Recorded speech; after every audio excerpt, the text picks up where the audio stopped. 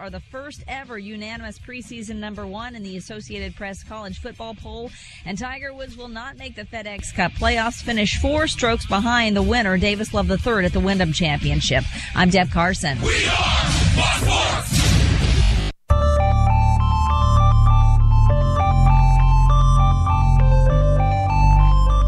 He's back. AD on the radio.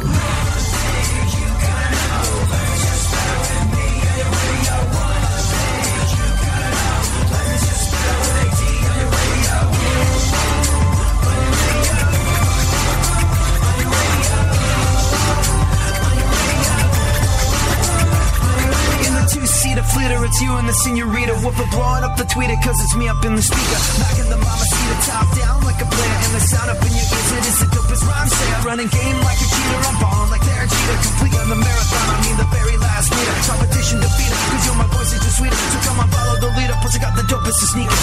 One day you gotta know, learn just better with me and your radio. One day you gotta know, learn just better with AD on your radio.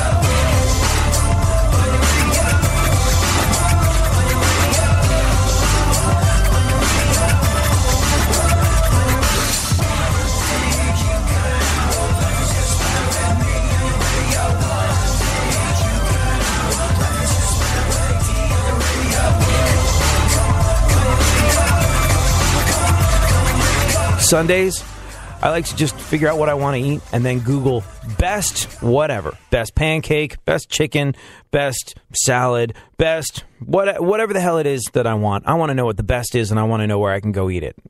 I love that. The interwebs is so cool for that. I love being able to get knowledge at your fingertips. I love knowing exactly how long it's going to take me to get there given the traffic. All of that is freaking fantastic and wonderful. But one thing that digital media does, Facebook, Google, all of the above, is it brings people together that think alike. Now, that too, in some ways, is incredibly valuable. Look, people that feel alone, I don't know, maybe a gay kid in a small town that gets his ass kicked on a regular basis.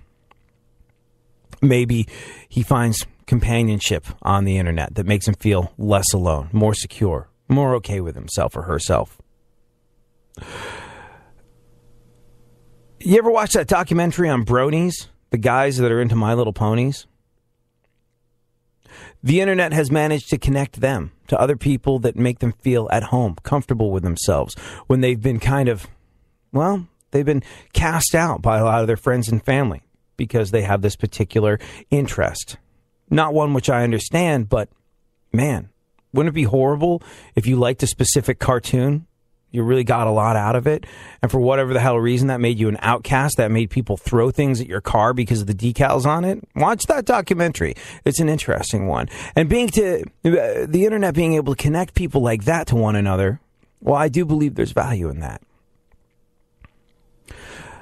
Also, harebrained people that believe the craziest, most radical, most extreme ideologies, whether it's on the far Christian right or whether it's on the ISIS beheady side of the spectrum, completely the other opposite end of the room. Whatever the case may be, all you got to do is go online and you can find lots of people that agree with you, no matter what the hell it is you think. And what's interesting is the internet.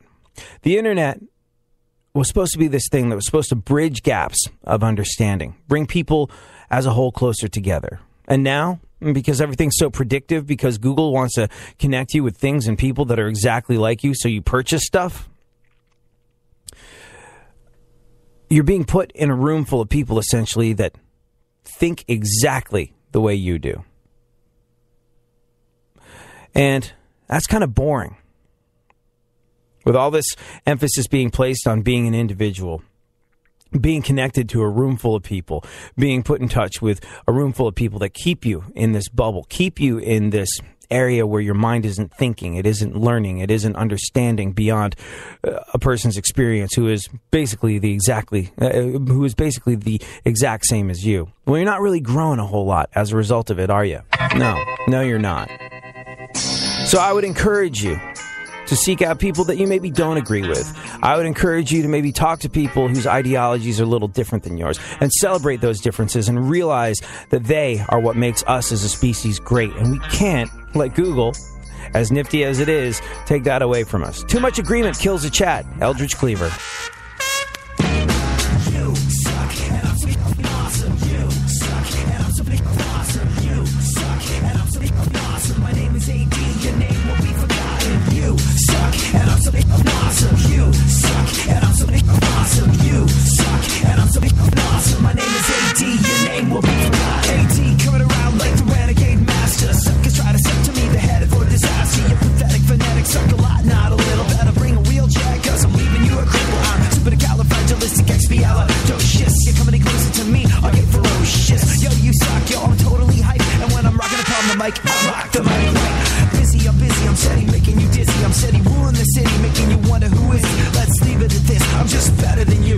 And I happen to be the guy that did your mom too. Hey, here I go, sucker, I'm a smash. You're in class, but you fail, never pass. Cause your rhymes are trash. And when you're grabbing the microphone, you're a wannabe. Better be recognizing, yo, that's all you're ever gonna be. You suck, and I'm so awesome. You suck, and I'm so awesome. You suck, and I'm so awesome. My name is AD, your name will be forgotten. You suck, and I'm so awesome. You suck, and I'm so awesome. You suck, and I'm so awesome. My name is AD, your name will be forgotten. I got the rhyme scheme, yo, to make your whole team cry. Every time I'm on the mic, you die a little bit inside. So grab a rope, get open, hang yourself, and get it over with. You're recognizing that you're rhyming like a third grade bitch. Boo, I'm so sorry, I'm making you suckers mad. I'm pissing all over your dreams, that's all you ever have. But I'm sincerely here to tell you losers, even if it's rough, to keep your day job, cause you will never be good enough. Smart like a computer, rule like a dictator. People turning up the fader when I am the commentator on your TV and your radio and your stereo. Everywhere you go, there I am. And you know, do whatever you wanna do, say whatever you wanna say, whatever, I never really cared. Cause I'm not just the king of the burbs, bitch, I'm all city and it's easy. iHeartRadio shines the spotlight on Van Morrison. Walk me out, dog, get your way down here. I make you walk along, baby, please don't go. Van Morrison, born in Belfast, Ireland in 1945, is the son of a shipyard worker who collected American jazz and blues records. By age 15, teenage Morrison dropped out of school to pursue a career in music. He learned to play the guitar, saxophone, and harmonica before forming his own band, Them.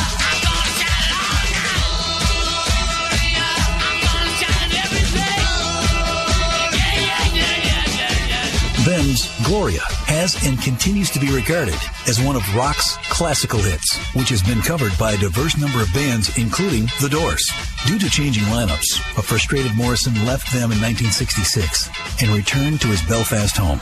When former producer Bert Burns was able to convince Morrison to record as a solo artist in New York City, Van recorded perhaps his most famous hit, Brown Eyed Girl. Do you remember when we used to sing sha-la-la-la-la-la-la-la-la-la-la-la, just like that?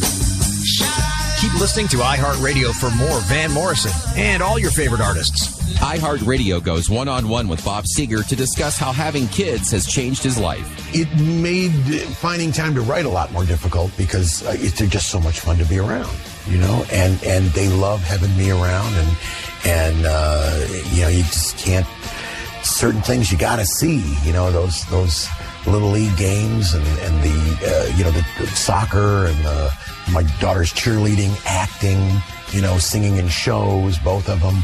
You know, yeah, it's just stuff you can't miss. Keep listening to iHeartRadio for more Bob Seger and all your favorite artists. This is America's Talk on iHeartRadio.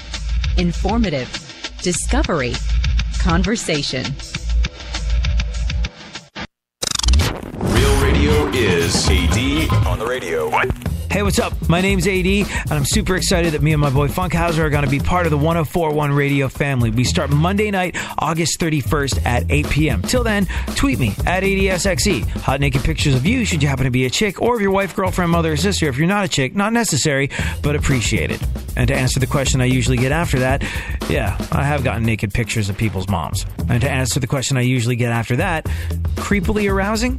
I'm still trying to figure out exactly how it happened, but me and my boy Funkhauser are starting August 31st at 8 p.m. We'll see you there. AD on the radio. Weeknights at 8 on Real Radio 104.1. Radio 104.1. Like most kids from a privileged white upper middle class suburban background, for a significant portion of his childhood, he was pretty convinced he was down. AD on the radio. Yeah, oh, let's go. Talking that mess, better act like you know. Oh, let's go tonight. Walk away, punk, yeah, bitch. That's right, I know this. You're nothing but a punk, bitch. You're nothing but a punk, bitch. So walk away, yeah, yeah. We jumping the gun a little bit on that one. We're so excited. We're officially going to be a part of the 104.1 Real Radio lineup in Orlando, Florida, starting August 31st at 8 p.m. If you do happen to be in the neighborhood, you're going to be able to tune us in your car over a terrestrial radio. However you choose to do it when you get your local radio in Orlando, we're going to be a part of that. And we couldn't thank Jack Bradshaw more, the program director that suffered a serious lapse in judgment and decided to let us on the airwaves. And man, it's just like, what a lineup too. News Junkies, Phillips File, Monsters in the Morning. Crazy, right? Radio.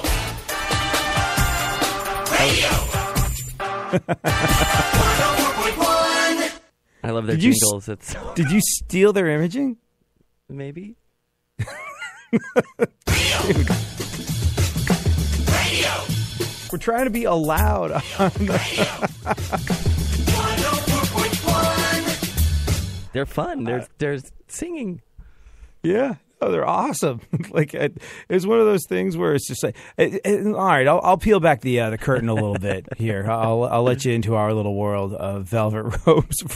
I'll let you behind the velvet ropes of the Funkhauser and AD experience for a moment. The show's been going for, I don't know, year and a half now, 2 years, something like that. And this show came into existence when it was, you know what, this show, I have to admit, it wasn't high-minded ideals and deciding to share ideas with folks of a similar mental makeup that drove me to do talk radio. It was money. It was straight up money. Like, I was on the air at this station. I don't know where you listen. Maybe you're in Houston. Maybe you know. But I was on the air at this station, The Buzz, which is like a huge station. The Buzz, not to toot my own horn. Do they have sung jingles like The Buzz? They do not. And I regret that every single day that I'm on the air there. But The Buzz is a weird thing. Like, Houston's, fourth largest city in America. And The Buzz is just such a powerful station that there's no competition. Like, nobody can beat them, so nobody tries. So it's the only alternative / rock station in this enormous radio market, which means it has more listeners than K-Rock in L.A. and you know, Alt 98.7 in L.A. It's the most listened to alternative rock station in the country a lot of the time. So, needless to say, there were a significant amount of ears on my show while I was working there, and I had pretty consistent ratings and stuff. And I noticed that the talk radio guys down the hall, they were at a station that I guess could be called a flanker. And for those that don't know, a flanker is sort of like this station that it doesn't cost that much to operate, but it produces good revenue, and no one's really expecting it to get great ratings, but it's sort of there to stop people from going other places when they switch the dial. Like, hey, there's 2 talk stations that we have. We don't want them to go to the competition, so we have this other thing, which we're not expecting to do great numbers, but it keeps the dollars in-house when people decide to flip through the dial. Now, is this too inside baseball, Funkhauser? Is this making sense, you think? I think I get okay. what you're saying. Well, you get it. Yeah, you know more about radio than I do. But so I see that these guys down the hallway with a fraction of the ratings that I have are driving significantly better cars than me. And I'm there like, you know, warming up hot dogs on radiators trying to make an existence while I have millions of listeners going, how did this happen? Like, at what point did and like, so I was like, all right, clearly the money's in talk radio. I want to start doing talk radio. And I was allowed to do like this teeny tiny weekend shift. And needless to say, I've been doing talk radio for about 3 years now. I haven't made dime one. I haven't made any kind of loot off of this whatsoever, but I discovered something. I love it. I love talk radio. I love being able to get on the air and not have to play Metallica. I love to get on the air and not have to play the Red Hot Chili Peppers. Not that I don't love Metallica and the Chili Peppers, but for me, growing up, the kind of radio that I like to listen to is always the kind of radio that kept me company. There's times, and maybe you get this too, maybe you get this, do you ever have this sort of like mindset where you don't want to go out? You don't want to hang out with friends. You don't want to call someone. You don't want to interact with people. You just want to hang out and be by yourself, but you need a little bit of company. Or maybe you need a little bit of company because you're driving home and you turn on the radio and you hear someone talking.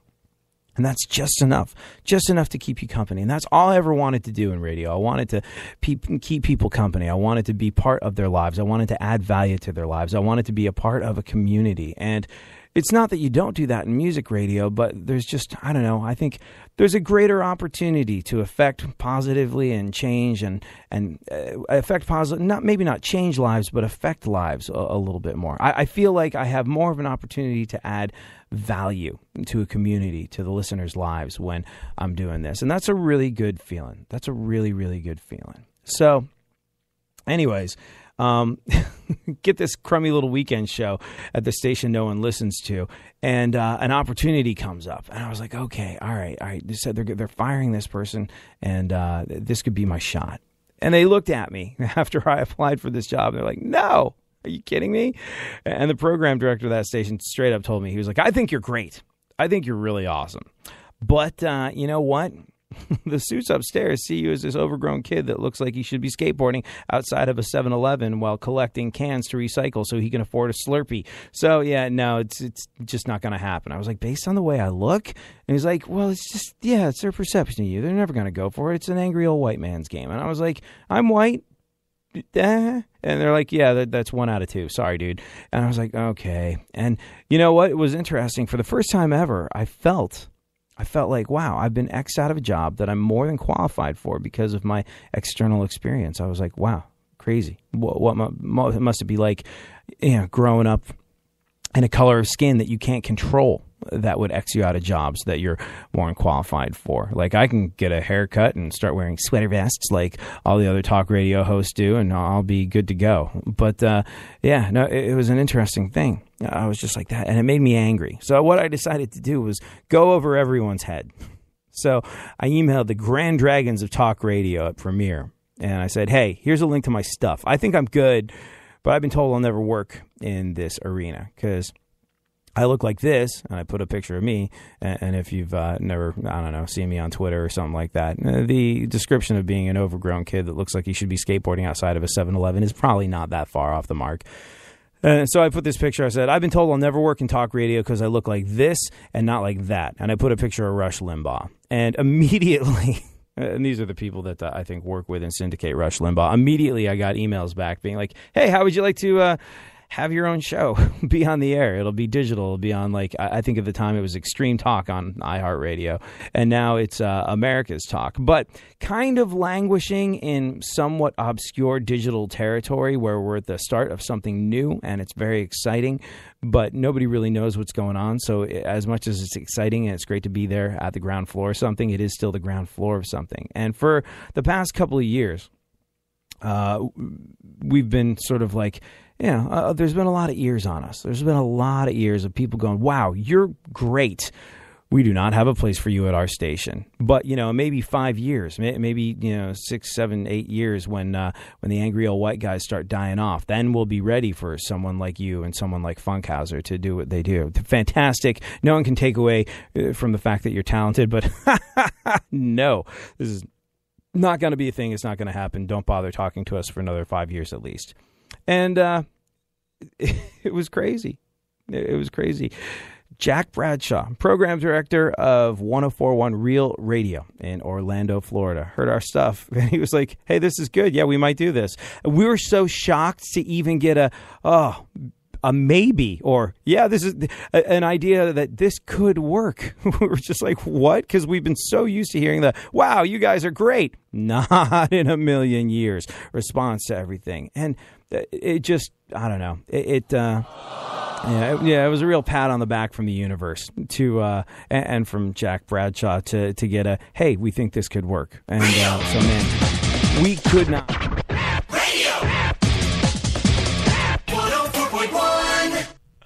We couldn't be more stoked. It's a real, I don't know, it's a small victory, but it is a real milestone for us. And we could not be more happy and excited and privileged to be part of the Real Radio 104.1 lineup starting August 31st at 8 p.m. So we hope that if you're in town, you'll join us. Or if you want to just share in a moment, maybe people that have been faithfully listening on this platform for a little while can go ahead and tune in. It's a big deal to us. And man, the people that have been listening and sort of tweeting along with the show and contributing to the show for the last year and a half or so, man, you're a big part of this, and we want to thank you as well for being part of our radio family. Onward and upward. Today in the show, Training Day. Did you hear about the terrorist attack that was thwarted by American tourists on a train in France? We'll get into this act of incredible heroism and bravery a little later on in the show. Right now, though, let's take a look at the events of today in our segment, My Witness News. In no way, shape, or form fair. Certainly not balanced. Funkhauser, how was your weekend, first and foremost? Everything good? I had a good weekend, yeah. I saw Reverend Horton Heat, and I went to the Horton's Hootenanny thingy, and on the beach, and saw some rockabilly, tattoos, got some sunburn going. It was a good weekend. Good. How were Reverend Horton Heat? It was a psychedelic freakout. It was. That's what I've been told. But yeah, it was good. It was cool. I mean, I saw a bunch of bands I didn't know. You know how that goes. You know, the first 10 bands is like, yeah, we're Grandma's Milkshake. We're gonna hear and play some jams. Here's my big bass. Boom, boom, boom, boom, boom. I'm going to spin it, and then I'm going to stand on it like that guy from the Stray Cats, and it'll look really cool right at first, and then it'll be like, oh, he's spinning it and standing on it again. The Reverend Horton Heat hold a special place in my heart. Yeah. They do, because, like, I think the second show that I ever played in my life when I was a kid, this guy came through, and he was like this enormous, and it was weird because it was in England when I was growing up over there, but we played this show, and there was this guy, he had like really long hair and this big beard, and he's this enormous dude, and he was like, man, you guys were awesome. You were absolutely incredible. I was like, really? You think? I mean, it's our second show. And he's like, no. You guys are definitely going places for sure. Absolutely. And I was like, oh, well, thanks very much. What do you do? He's like, I'm the drummer in the Reverend Horton Heat. You want to come and see us tomorrow night? We're in London. We're playing. And I was like, all right, I don't know what this is all about, but I'll go see this Reverend Horton Heat of yours. And he was just like this machine, this animal, like this. I don't know if he still plays drums in Horton Heat, but he's this guy called Patrick, and he's just insanely talented. He looks like the Tasmanian devil playing the drums, and it's just what a show. I was like, wow, I've never seen people moshing to something that had a stand-up bass in it, but there's a first time for everything, and it was absolutely crazy. But like, I don't know, the drummer from the Reverend Horton Heat is right up there with the Jack Bradshaws of this world in terms of patting you on the back and being like, hey, this could be something. So it was cool. And then it was funny because like a month or two later we got signed, and we actually did some shows with the Reverend Horton Heat on the Warped Tour. I was like, remember how you said you thought we could make something of ourselves? Turns out you were right. It was really cool. But like, I'll always look back fondly on the Reverend Horton Heat and their drummer Patrick, who went on to play with the Burden Brothers. That's the dudes from the Toadies and their other incarnation. And yeah, no, just a tremendously talented guy that I don't know, came up to me and said something significant when I was a teenager, so it was pretty cool. Anyways, so Reverend Horton Heat was good. Are you still doing your bit to further the international relations between the U.S. and Canada? Why, yes, I am, and yes, relations are at an all-time high. Was she Canadian mounted over the weekend? Maybe. Oh, heavens to Gretzky. I know it's not right, but I think that I would feel better if I could smash all your fingers so you could never touch a guitar again and make that horrible thing that you so laughably call music. That's not what the word music means, that's not how you use it. You gave it a shot, you tried your best just suck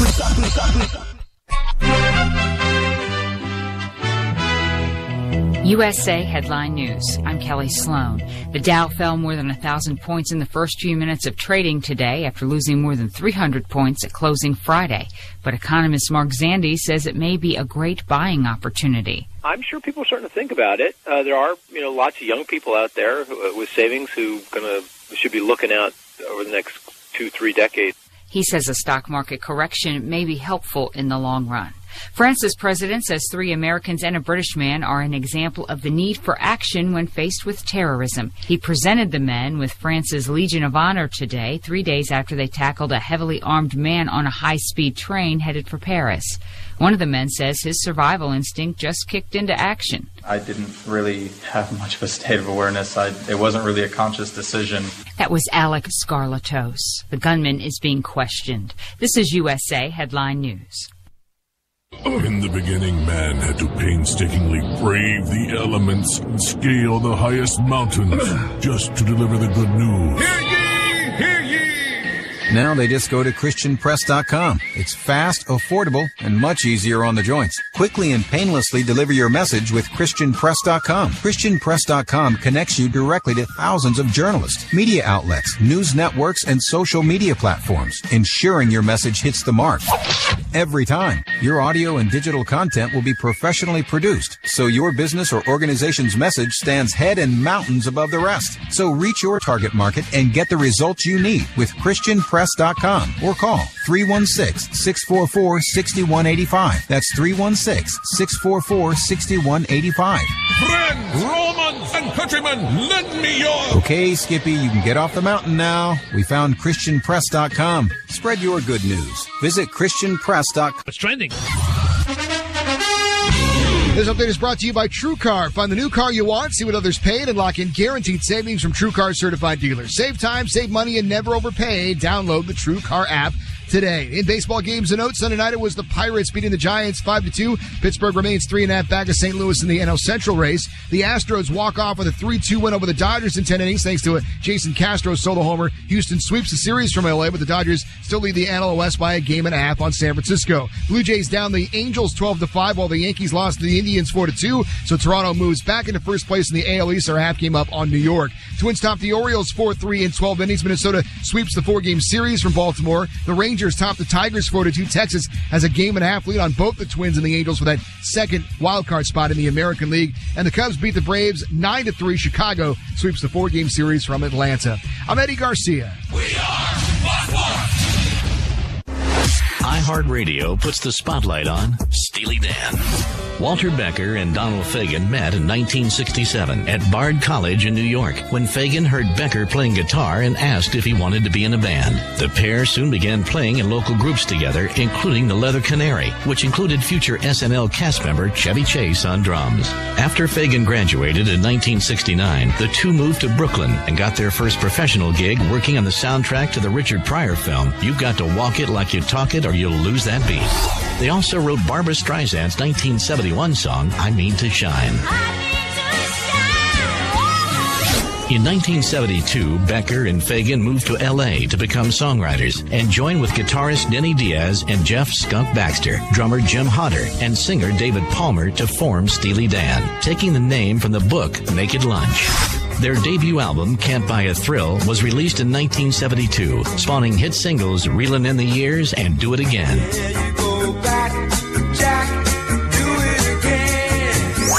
All things Steely Dan, info, music, and more are on iHeartRadio, keyword Steely Dan. iHeartRadio goes one-on-one with Bob Seger to discuss the importance of keeping true to your own vision. If everybody does everything in a totally commercial fashion, music never gets any better. It's just everybody copying everybody else. And you have to fight for your own uniqueness. You have to fight for your own vision and stick to it when the powers that be are making money because they're commercializing you. They're telling you, but if you put another chorus at the end or whatever, and it doesn't fit the structure of the song, but if you keep hammering that chorus and make your verse shorter, and they don't know what they're talking about. It's your vision, and you have to have the strength to stick with that. Keep listening to iHeartRadio for more Bob Seger and all your favorite artists.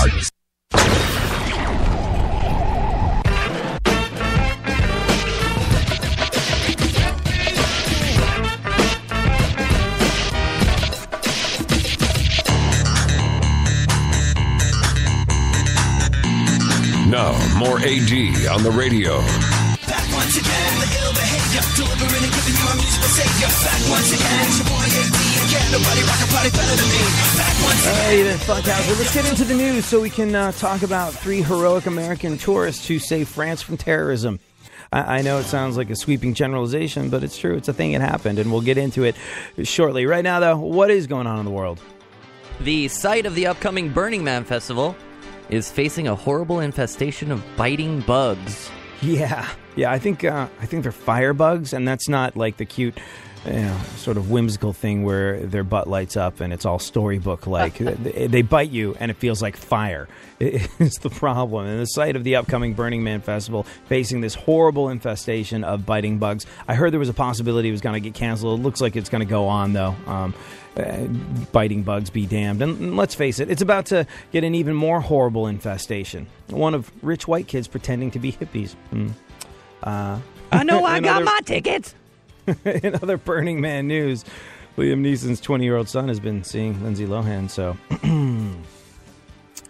it's burning sensations the same in but a delicate different nether region. Yeah, the same but different. Go on. Guitarist Mark Tremonti says he's not interested in doing a Creed reunion. Yeah. Guitar player Mark Tremonti of Creed says he's not interested in doing a Creed reunion. And if there's a Nobel Prize for music, I know where my vote's going. Yay. Thank you for furthering the cause. Mark Tremonti of Creed, he's got this other band, Alter Bridge, with Miles Kennedy, this lead singer of, I think he was in a band called the Mayfield 3 or something like that. He has an incredible, incredible voice. He kind of sings like Jeff Buckley, and he's just a very, very talented individual.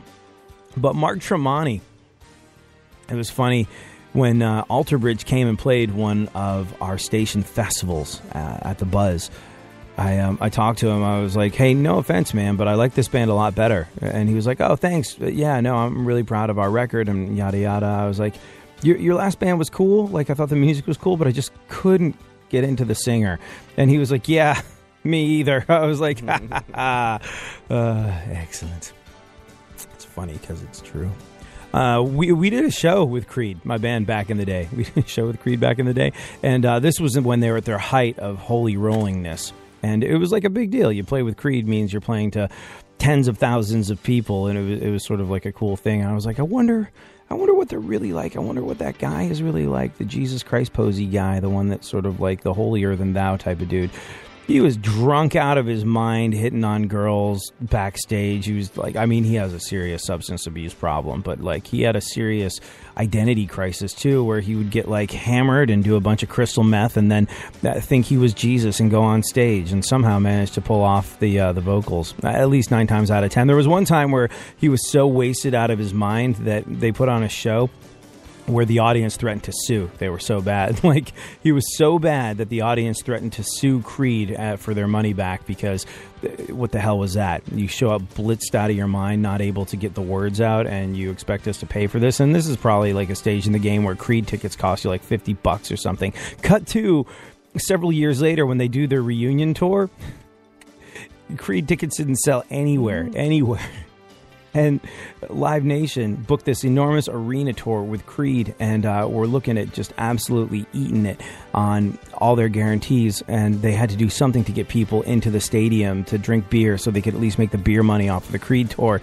And Live Nation did this thing where they sold Creed tickets for $0.10 one summer. It did not go well. So I'm unsurprised that guitar player Mark Tremonti said he's not interested in doing a Creed reunion. You have to deal with that guy, and then it wasn't a rip-roaring success last time around. Yeah. Go on. Arms are not wide open this time. Arms are not well played, sir. Arms are not wide open for a Creed reunion. Go on. Jimmy Buffett's fans are notorious for bringing homemade toilets to tailgates and leaving them behind. We were having this conversation the other day, and if you've ever seen the place where a big festival or a concert was held the day after, it's an absolute wreck. Like, fans are not environmentally conscientious when it comes to this sort of thing. And I was talking to a buddy of mine about this. I was like, those people that have to clean up after the big shows, what a horrific job that is. I wonder who they hate the most, And it was like, would you think maybe maybe you'd think it was the metalheads who just start huge mosh pits and destroy all sorts of stuff and set things on fire like they did at Woodstock back in the day. Maybe they're a pain in the ass to pick up after. Or maybe it's the teeny boppers who are too busy taking selfies to use trash cans for their stuff. And you wonder what the most objectionable fan is. And you think, like, who does the most damage to a parking lot or a field or a stadium or a beach or wherever the hell they're holding this particular concert? Who do you think the worst is? And it turns out Jimmy Buffett's fans are, like, internationally reviled because Jimmy Buffett's fans are notorious for bringing these homemade toilets to tailgates before the show and then leaving them used behind. Ugh.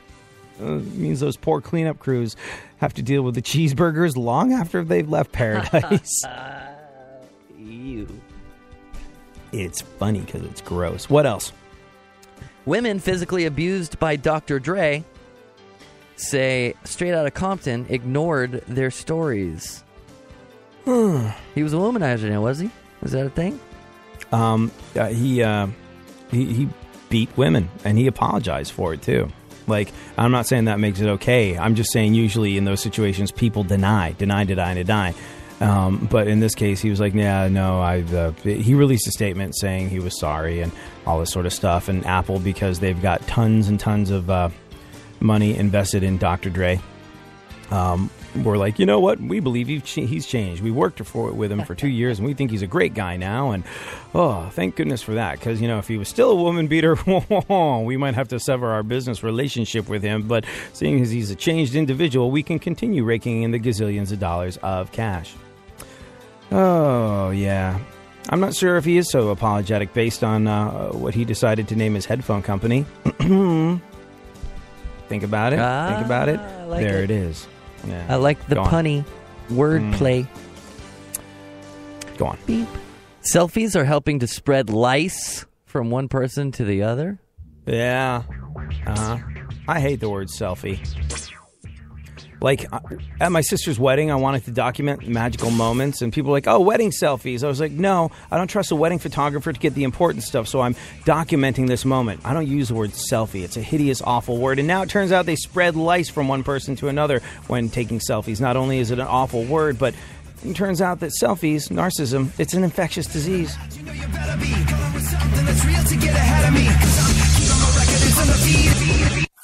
iHeartRadio shines the spotlight on Steve Winwood. And I'm wasted, I can't find my way home. Blind faith staples, such as Can't Find My Way Home, continue to rank among Winwood's finest achievements. In 1970, Winwood reformed Traffic and guided a highly successful run founded on such popular albums as Low-Heeled, Spark of High-Heeled Boys, and Shootout at the Fantasy Factory. No matter what they say, no matter what they do, gonna end up in the middle of that rock and roll stew, and I'll be down, down, down. By 1975, Traffic splintered as the allure of solo projects and new creative partnerships proved too tempting to resist. 1977's solo debut, Steve Winwood, signaled a bold new artistic direction.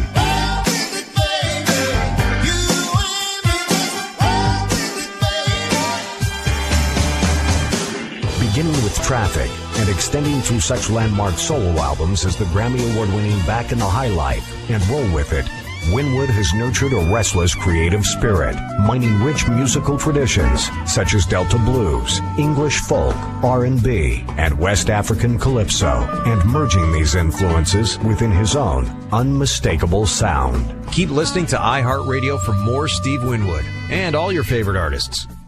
There's a monster under my bed. For a child with asthma, monsters are everywhere. There's a monster in my bathtub. Something as innocent as a teddy bear or a bath toy could trigger their next asthma attack. Here are ways to help. Freezing stuffed animals to kill dust mites. Drying bath toys to prevent mold. Learn how to end your child's asthma attacks at noattacks.org or call 866-NO-ATTACKS because their next breath is in your hands. Brought to you by the EPA and the Ad Council. Now, someone who everybody wants to punch in the face. AD on the radio.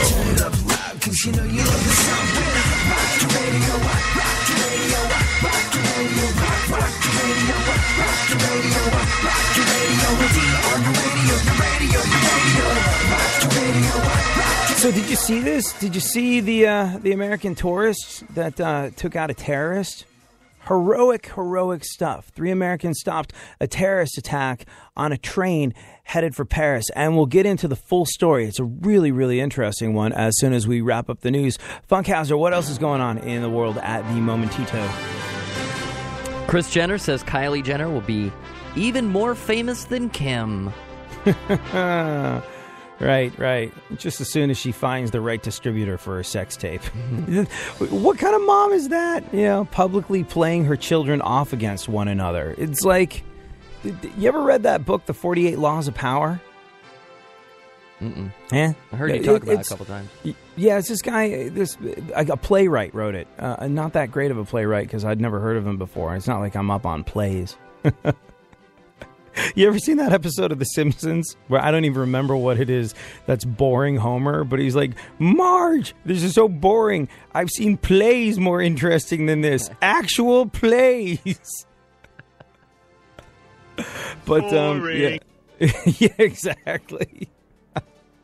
But anyway, Robert Greene, this guy who's a playwright, not especially powerful, wrote this book about all these various laws of power. And it's a fun read. It really is, because basically it traces all these so-called laws of power, like never outshine your master, crush your enemy completely, blah, blah, blah. All these sort of various laws of power. And there's sort of like a historical precedent for all of them. And it goes back to like feudal Japan and stuff like that. And from a historical perspective, it's a very interesting and fun read. If you take it too seriously, that probably means you take yourself too seriously and whatever. But it was very popular among rappers, especially several years back. It's an interesting book, and if you do have some time, one that might be worth picking up for a chuckle or two. But yeah, Kris Jenner acts like, Kris Jenner acts like someone in feudal Japan, adhering to the 48 laws of power. It's just like, I've become powerful by whoring out my daughter's sex tape, and now I'll make my other daughter even more powerful, and that will make her like. And now she's playing. Yeah, no, exactly, maniacal laugh. And so she's actively playing her children off against one another publicly, knowing that it'll spur them to greater levels of narcissistic fame whoring in order to gain their evil mother's approval. It's the F-dest thing I've ever heard, and it's like their mom's a Bond villain. It's crazy, or like she's some sort of diabolical wannabe world leader from feudal Japan or something like that. I don't know. Have I said feudal Japan too many times? I think the first time it made me sound smart. Now it makes it sound like it's the only expression I know that applies to history. So we should probably move on. What else? Back to Kardashian news. Oh, good. Kendall and Kylie Jenner reportedly want to leave Keeping Up with the Kardashians. Bye. Well, probably due to the producer's ridiculous mandate that they have to spend 15 seconds per episode not in bikinis. No, they probably want their own thing. They're just like, we're sick of living in our sister's shadows. It's time for us to fulfill our destiny and become even more famous than Kim as our mom. And it is written. Yeah, go on. Jimmy Fallon chipped his tooth. Right, because we deal with the big issues on this show. We're talking about it. Jimmy Fallon chipped his tooth. You can only see it when he giggles stupidly. So, yeah, you can see it all the time, and he's got to get it capped ASAP. Go on. Straight Outta Compton sequel about Snoop D.O. Double G is in the works. Be called Baked Out of Long Beach. Do you know Snoop D.O. Double G he's got a bunch of kids, and the guy that plays Ice Cube in Straight Outta Compton, I was like, wow, this guy really looks like Ice Cube, and he really sort of like has Ice Cube's mannerisms down too. I'm kind of like a really big Ice Cube fan from my ill-spent youth, and so like just the way he talks and just the way he speaks out of the side of his mouth and just everything, I was like, God, this guy's really got Ice Cube down. It turns out it was his son. And his son's got the same name as him. Ice Cube O'Shea Jr.? Jackson. No, O'Shea Jackson. But like O'Shea Jackson is Ice Cube's real name. And that's his son's name as well, except his son goes by O'Shea Jackson as opposed to Ice Cube. Now we all know. Go on. Dr. Dre apologized for physically abusing women in his past. Yep. He promised to never mistreat people again. And then he charged you $900 for a pair of headphones. Go on. Yeah, ironically named Beats. Yeah. How repentant are you? Go on. And by the way, don't wear those at radio stations because they hurt your ears. You know, that bass is fake bass and it breaks your eardrums. Just a note. Well, you know, and also, did you know they put weights in them? Oh, do they? I didn't know that. Yeah, they're rinky-dink pieces of crap is what they are. But, you know, when you pick up a pair of headphones and they're like, you know, they're firmer. They've got more to them. They're chunkier. They're weightier. More girth is what you're saying? Yeah. When they're heavier. And people think, oh, like, wow, there must be a lot of tech going on in these. I'm glad these were $700. They're I'm heavy glad, enough to beat at. Yeah. I remember when I was getting my first laptop, like, when I got my first laptop back in the day when I was a teenager, someone was like, ooh, this is a good one. It's heavy. That means there's lots of stuff in it. Like, the 90s. But when I got my first laptop, it was like people looked for it to be weighty as a sign of its value. And same with headphones. But because Beats headphones are rinky-dink pieces of crap, they're really nothing more than just a normal pair of headphones with some bass boost in them.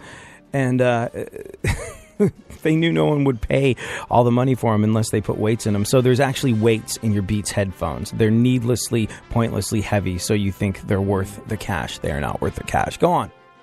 I don't like it. Axl Rose was once late to a concert because he was watching Teenage Mutant Ninja Turtles 2. Is that the little ice? Vanilla ice in it? Go Ninja, go Ninja, go. I don't know, but yeah, Axl Rose was late to a concert because he was busy watching Teenage Mutant Ninja Turtles 2.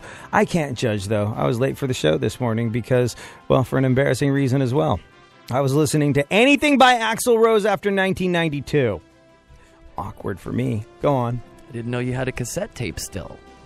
No, you did. Well, actually, I did know that. The Chinese, I think it was called the Chinese Democracy. Is that what it's called? Yeah. There was the new Guns N' Roses album that absolutely no one bought. They put it out exclusively through Best Buy. And I know people that worked at Best Buy corporate, and they're like, oh, that did not go well. That was not a good look for us. Apparently they had compact discs. They've got warehouses full of unsold Guns N' Roses CDs.